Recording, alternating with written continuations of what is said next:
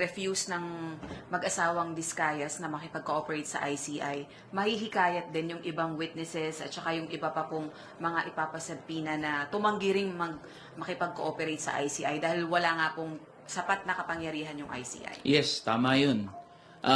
Nagsisend yan ng mensahe doon sa mga sangkot dito sa anomalous and ghost flood control projects na kahit ipatawag sila ng ICI, pwede naman silang tumanggi.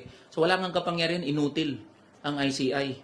At hindi ko masisisi ang mga manggagawa at ordinaryong Pilipino, and that is my belief, na parang walang kwenta, walang silbi na itong ICI. Hanggat walang nakukulong, hanggat walang napapanagot, even contempt powers, ano na lang yan, lokohan na lang yan.